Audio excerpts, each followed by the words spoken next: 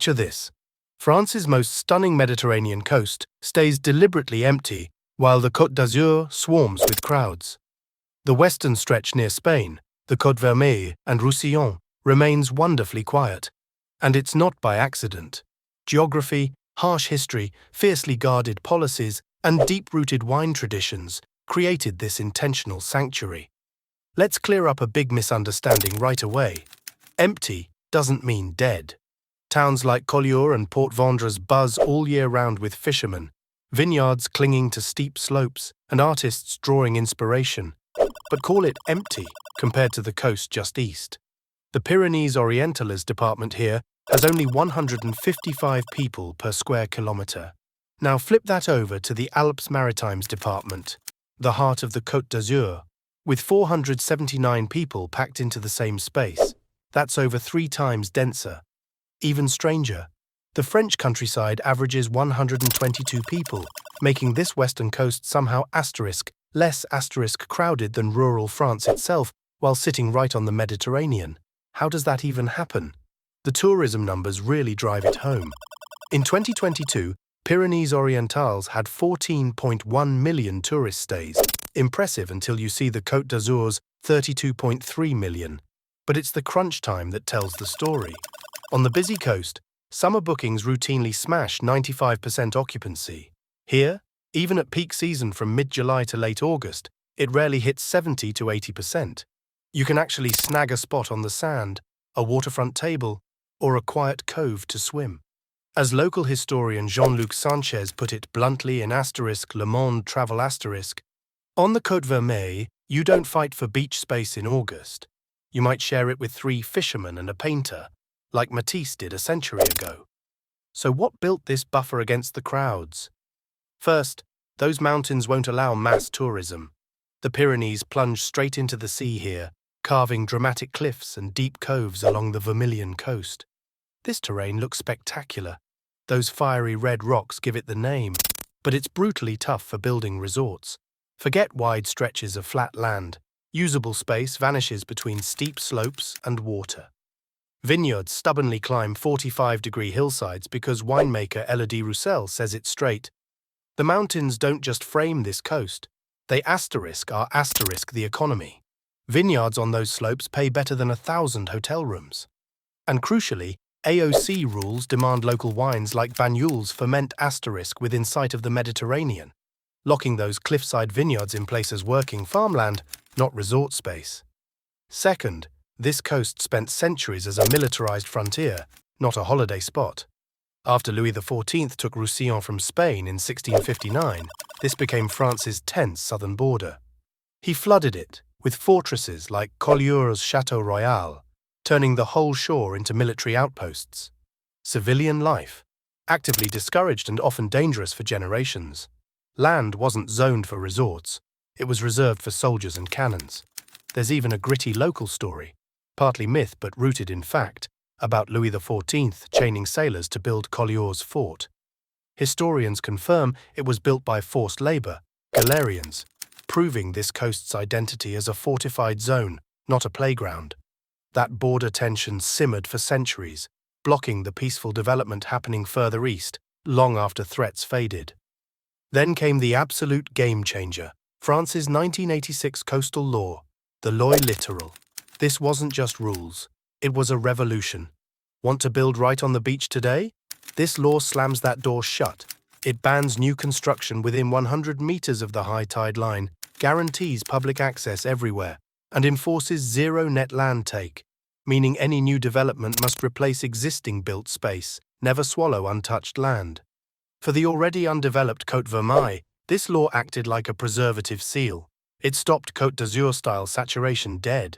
Sophie Panonacle, head of the Pyrénées-Orientales Council, nailed it in *La Dépêche du Midi*.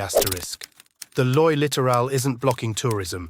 It guarantees tourism here stays human scale and doesn't devour the very landscape that draws us. Its power? Real. In 2023, plans to expand Port-Vendres port got axed after environmental groups challenged them under this very law. The fourth pillar cemented everything. Ecological protection became non-negotiable. By 2006, most of this coast joined Europe's Natura 2000 network, guarding dunes, rare cliff plants, and marine zones. French authorities confirm 55.4% now sits under strict Natura 2000 or coastal protections, way above the Eastern Med's 30%. This isn't just paperwork, it's a hard constraint. Between 2012 and 2018, local planners rewrote regional rules with one clear message: reject big tourism projects. Proposals for mega marinas near Port-Vendres got shot down immediately. Priorities were crystal: protect vineyards, save fragile dunes, and back the agritourism model already woven into the land. This wasn't neglect. It was active choice backed by science and law. But why wouldn't locals chase the tourism money? Well, some argue this emptiness has real costs. Reliable data shows rural towns here lost 12% of permanent residents between 2009 and 2021. Small hotel owners sometimes feel trapped. Peak seasons shorter, rooms sit empty even in August because occupancy caps them at 70 to 80%. And they charge 25% more nightly just to survive, pricing out budget travelers. One innkeeper might sigh, protecting paradise is great, but what if paradise can't pay the bills year-round? There's also concern that slow tourism, all vineyard walks and rustic charm, only caters to the wealthy, leaving lower-wage workers behind in an area losing people. Yet environmental groups push back hard. They see even small proposals, like that Port-Vendres expansion, as cracks in the dam. The Loire littoral isn't red tape. It's the only thing standing between these cliffs and disaster, especially with climate change biting. Record 2023 heatwaves and wildfires just over the border forced urgent checks on mountain road evacuations. Those narrow paths could become deadly bottlenecks. Rising seas threaten coastal trails too. Conservationists argue doubling down on protection is smart economics. It's the only way tourism survives here by 2050. France's nature environment isn't fighting for emptiness, they're fighting for survival. And some locals bristle at calling this Mediterranean paradise. This is Roussillon, deeply Catalan in culture, distinct from Provence or the French Côte d'Azur story. Selling it as empty paradise risks erasing that soul. So where does this leave things now? Not frozen, but evolving within its guardrails. The region's doubling down on its unique model through the 8 Adaptation Coast, 2030 inches plan ***, launched in early 2024.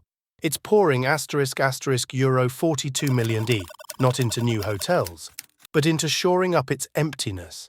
Funds fix coastal paths threatened by rising seas, push off-season hiking and wine tourism to spread visitors year-round and upgrade existing guest houses, not build new ones. This is adaptation within the law, not against it. Wine itself is becoming the tourism engine. New AOC rules from May 2024 require vineyards to add visitor spots, tastings, trails, experiences. Tourism here isn't separate from farming. It's woven right into the vineyards, and a fresh trend's exploiting the quiet. Workation villages. Towns like Cerberus now attract remote workers with reliable internet and, crucially, low crowds. Chamber of Commerce data shows co-working space inquiries jumped *35% between 2023 and 2024. They want Mediterranean light and realness without Côte d'Azur chaos. Exactly what this designed emptiness delivers. Here's the twist most outsiders miss. This quiet coast isn't neglected. It's the result of relentless choices stretching back centuries. The mountains said, "Build here? Impossible." History called it a fortress, not a resort. The Loire littoral shut concrete out of nature, and the vineyards declared, "We pay the bills, let us grow." So artist Matisse fled here in 1914 because it stayed unspoiled compared to touristy Nice. You'll bump into a fisherman or vintner far more often than packaged tour crowds. Peak season still means room to breathe. The Côte d'Azur shows what happens when coastlines become commodities. The Côte Vermeille shows what happens when communities guard their land as a living space first, where tourism exists only on nature's and culture's terms. It's not emptier because it's worse. It's emptier because it values something deeper. The challenge now is huge, holding this razor-thin balance against climate pressures, changing travelers, and economic realities while resisting mass tourism's easy cash. But the commitment's ironclad. As Sophie Panonacle's team pushes Roussillon's slow-coast branding in 2024, their message rings clear. They aren't trying to become the Côte d'Azur. They're proving another way to be Mediterranean paradise exists. That quiet space? It's not a flaw, it's the whole point. It's what makes the light so pure, the wine so distinctive, and the sea connection so deep. It's proof that sometimes the most valuable thing a coast offers isn't constant crowds, but the rare, precious gift of room to simply be asterisk. And in our packed world, that emptiness might just be the most valuable paradise of all.